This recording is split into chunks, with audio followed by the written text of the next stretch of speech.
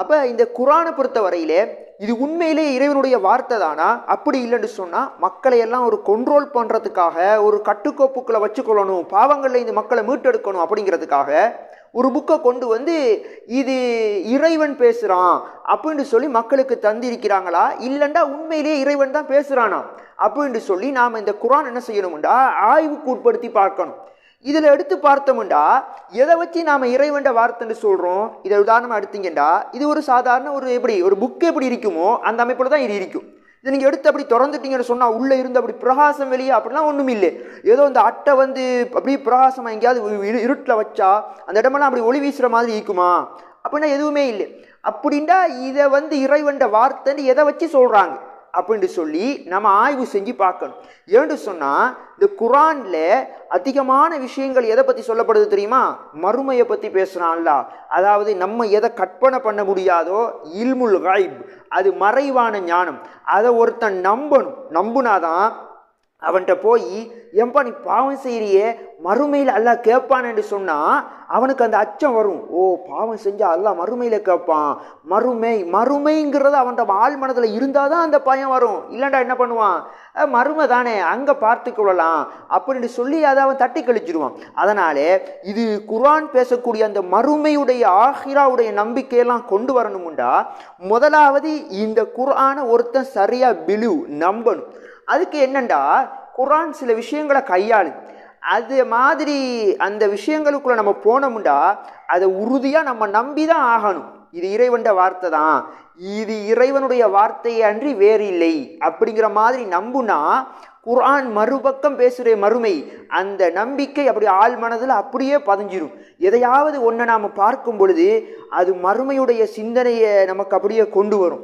மறுமை அல்லாஹ் இருக்கிறான், அல்லாஹ் நம்மள பார்த்துக்கிட்டு இருக்கிறான் அப்படிங்கிற மாதிரி ஒரு எண்ணத்தம் வரணுமா இருந்தால் முதலாவது குர்ஆனை நாம் என்ன செய்யணும், முழுமையாக நம்பணும். இறைவன்ட வார்த்தை தான்.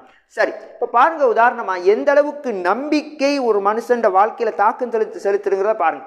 உதாரணமாக நீங்கள் எடுத்துக்கொள்ளுங்க, உங்கள்கிட்ட சில நாணயத்தை விட்டுருங்க, சரி சில தங்க துகள்கள் இருக்குது, தங்க கட்டிகள் வச்சிருக்கிறீங்க. அப்போ ஒருத்தன் உங்கள்கிட்ட வர்றான், வந்து என்ன சொல்கிறான்டா, அந்த தங்க துண்டுகளை எல்லாம் அப்படி தரையில் தூவிருங்க, அது மரமாக முளைச்சி உங்களுக்கு தங்கமாக காய்க்கன்று சொன்னால், ஓ அப்படியா அப்படின்னு சொல்லி நீங்கள் என்ன தங்கத்தை எடுத்துகிட்டு வந்தீங்களோ அது அப்படியே தரையில் தூவிடுவீங்களா, அதெல்லாம் தங்கமாக முளைக்கும்னு சொல்லி நீங்கள் அப்படி செஞ்சிருவீங்களான்னா செய்ய மாட்டீங்க, அப்படி செய்யவே மாட்டீங்க. ஏன்னு சொன்னால் நீங்கள் நம்பலை, அவன் சொன்னதை நம்பல, அவன் சும்மா சொல்கிறான், அப்படிலாம் நடக்காதுன்னு நீங்கள் நினைக்கிறீங்க, நம்பவே இல்லை. அதனால் நீங்கள் அதை பத்திரமா வச்சுக்கொள்வீங்க, தரையில் தூவி விட்டுற மாட்டீங்க. அதே நேரத்தில் இப்போ வாங்க, உதாரணமாக விவசாயிகள் எடுத்துக்கொள்ளுங்க, பல மூடையாக கொண்டு வந்து நெல்லை தரையில் தூவுறாங்க. என்னப்பா நெல்லை தரையில் தூவுறீங்கன்னு கேட்டால் அவங்க ஒரு விஷயத்தை நம்புகிறாங்க. என்ன நம்புகிறாங்க, இது எல்லாமே மரமாக முளைச்சி எந்த அளவு நம்ம தரையில் தூணமோ அதை விட பல மடங்கு நெல் மணிகளை அது எங்களுக்கு தரும் அப்படின்னு நம்புகிறாங்க. நம்பி பார்க்க இல்லை, இன்னும் அது நடந்துட்டானா நடக்க இல்லை, நடக்க போகும்னு நம்புகிறாங்க. நம்பி என்ன பண்ணுறாங்க, அதை கொண்டு வந்து அப்படியே தூவுறாங்க. அப்போ என்ன விஷயம்டா, நம்பிக்கை வந்தாதான் நம்மளால் என்ன செய்யலாம், செயல்பட முடியும். அதனால் இப்போ வாங்க, இந்த குர்ஆனுங்கிறது உண்மையில் கடவுள் வார்த்தைன்னு எப்படி நம்புறது? அதுக்கு ஏதாச்சும் அல்லாஹ் உள்ள வச்சிருக்கிறானா அப்படின்டா அசைக்க முடியாத அத்தாட்சிகளை வச்சிருக்கிறான். விளங்குறா? எந்த அத்தாட்சிகளை நம்ம பார்த்துட்டு இது இறைவன்ட வார்த்தை தாண்ட இறுதி வரைக்கும் அதை தவிர வேற எதுவும் சொல்ல முடியாத மாதிரி இருக்குமோ அந்த மாதிரி அத்தாட்சிகள் அல்லாஹ் உள்ள வச்சிருக்கிறான். அவ்வளவு அற்புதமான அத்தாட்சிகள். அதுதான் நாம் இப்போ ஒவ்வொன்றா பார்க்க இருக்கிறோம். ஏன்னு சொன்னால், முதலாவது ரசூலுல்லாஹ் இந்த குர்ஆனை கொண்டு வந்து அந்த மக்களுக்கு சொல்லும் பொழுது அந்த மக்கள் ஒரு வார்த்தை சொன்னாங்க. அல்லாஹ் குர்ஆன் எடுத்து காட்டுறான், வயக்கூலூன இஃப்தராஹு. அவங்க சொன்ன வார்த்தை விளங்குறா? அந்த மாதிரி குர்ஆனை கொண்டு வந்து சொல்லும் பொழுது அந்த மக்கள் சொன்னாங்க, இவரா பிளான் பண்ணி உருவாக்கிக்கிறார், இந்த குர்ஆன் இறைவன்ட வார்த்தைலாம் ஒன்றும் இல்லை, இவரா கற்பனை பண்ணி உருவாக்கிக்கிறாரு அப்படின்னு சொல்லி அந்த மக்கள் சொன்னாங்க. இந்த வார்த்தையும் அல்லாஹ் குர்ஆனுக்குள்ள கொண்டு வந்து இன்செர்ட் பண்றான். விளங்குறா? குர்ஆன்டா இறைவன்ட வார்த்தைகளை பேசணும் தானே, ஆனா இவர்கள் சொன்ன வார்த்தையும் அல்லாஹ் இன்செர்ட் பண்ணி அதுக்கு அல்லாஹ் கொடுக்குற ரிப்ளை தான் நீங்க பார்க்கணும்.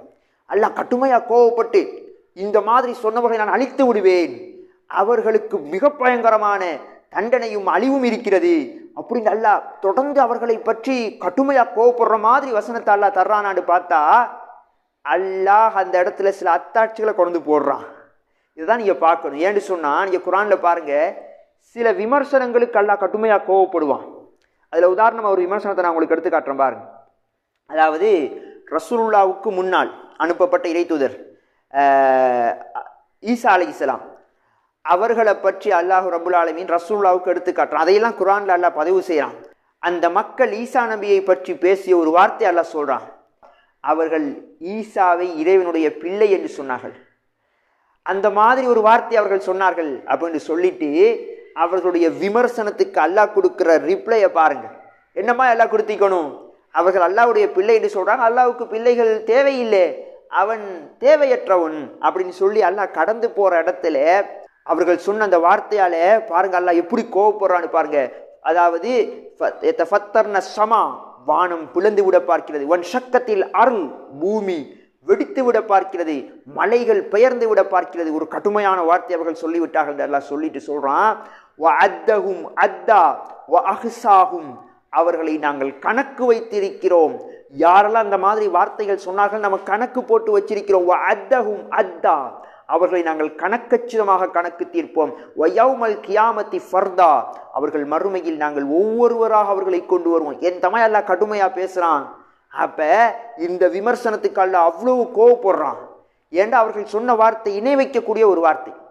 இப்ப வாங்க, இவர்கள் சொன்ன வார்த்தை என்ன? இஃப்தரா, இவரா கற்பனை பண்ண ஒரு புக்குங்கிறாங்க, இவரா கற்பனை பண்ண செய்தி, அதைத்தான் கொண்டு வர்றாருங்கிறாங்க.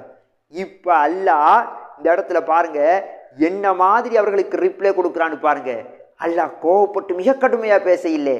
அல்லாஹ் சொல்றான், இவரா கற்பனை பண்ண செய்திங்கிறீங்களே, இதை அல்லாஹ் நம்ப வைக்கணும். விளங்குறா?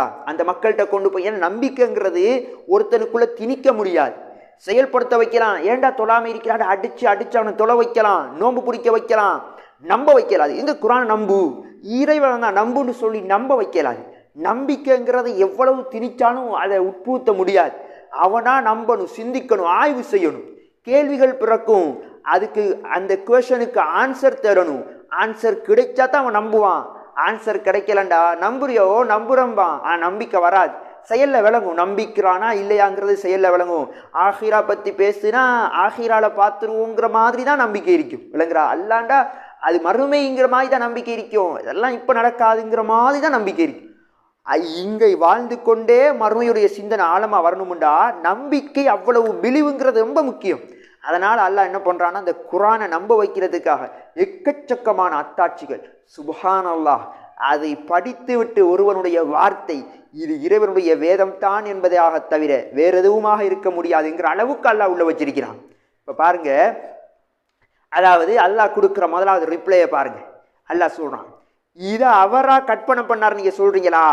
அல்லாஹ் சொல்லிட்டு சொல்றான், இதை அவராக கற்பனை பண்ணியிருந்தால்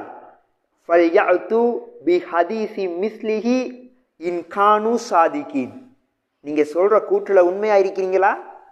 உங்களுக்கு தெரியுதா அவரா தான் கற்பனை பண்ணாருண்டு? அல்லாஹ் அந்த கூப்பிட்டு அப்படி கேட்கிற மாதிரி அந்த வசனத்தை அமைச்சிருக்கிறான். இன் கானு சாதிக்கீன், அவர்கள் சொல்லுகிற கூற்றில் உண்மையாளர்களாக இருந்தால். என்ன கூற்று இது? புக் இவரா எழுதினது, இவரா கற்பனை பண்ணதுங்கிற கூற்ற உண்மையாளர்களாக இருந்தால் இந்த மாதிரி ஒரு புக்கை நீங்க கொண்டு வாங்க. இவ்வளவுதான் இறைவன் வைக்கிற சவால். புரியுதா? ஏதோ பெருசா உங்களுக்கு புரியுது, உங்களுக்கு நீங்க இவர் கற்பனை பண்ணான்னு சொல்றீங்களா? பெரிய மாடியை நீங்க உருவாக்கி காட்டுங்க, தங்க பாலங்களை அமைச்சு காட்டுங்க. அந்த மாதிரி எல்லாம் கேட்க இல்லை, பெரிய சவாலா போட இல்லை, சிறிய ஒரு சவாலெல்லாம் வைக்கிறான்.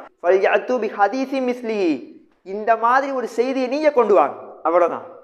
இவர் நல்லா தெரியும் அந்த மக்களுக்கு, இவர் உம்மி நபி, இவருக்கு எழுதவும் தெரியாது வாசிக்கவும் தெரியாது. அப்படிப்பட்ட ஒரு நபியை அல்லாஹ் அனுப்பியிருக்கிறான். அவர் தான் அந்த செய்தியை சொல்றாரு. எம்பா, இது நானா சொல்லல, இறைவன் என்னோடு பேசுகிறான், அவன் எனக்கு தர்ற செய்தி, அவ்வளவுதான் அவர் வைக்கிற கருத்து. அவருக்கு தெரியாது, அல்லாஹ் சொல்லுவதை அவர் எடுத்து சொல்கிறார், அவ்வளவுதான்.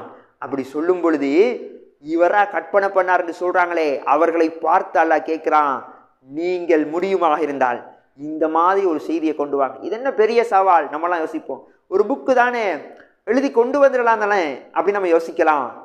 சுப்ஹானல்லாஹ், இந்த சவால் இன்றைக்கு வைக்கப்பட்ட 1400 இயர்ஸ் கடந்து விட்டது. இன்றைக்கு முறியடிக்க முடியாத சவால். ஏன் தெரியுமா? அன்றைக்கு இங்கே இருந்து ஒரு 1400 ஆண்டுகள் பின்னால் போங்க, போய் எடுத்து பாருங்க. அன்றைக்கு எழுதப்பட்ட புத்தகத்திலாம் எடுத்து பாருங்க. ஏதாவது ஒரு புக் எக்ஸ்பயர்ட் ஆகாமல் இருக்கும் என்று உங்களால் காட்ட வேணுமா? ஒரு புக் கூட காட்ட முடியாது. ஏன் தெரியுமா? அதனுடைய கருத்துக்கள் அழிந்து விட்டன, அதனுடைய மொழி அமைப்புகள் அழிந்து விட்டன, அதனுடைய சொல் வளங்கள் அழிந்து விட்டன. சுப்ஹானல்லாஹ். 1400 இயர்ஸ். அல்லாஹ் இதை மறுமை வரைக்கும் அல்லாஹ் வச்சிருக்கிறான். அவ்வளவு காலங்கள் வச்சு இது எக்ஸ்பயர்ட் ஆகவே மாட்டுது. இதுதான் ஒட்டுமொத்த உலகத்துக்கும் வழிகாட்டி, வேர்ல்டு கைடன்ஸ்.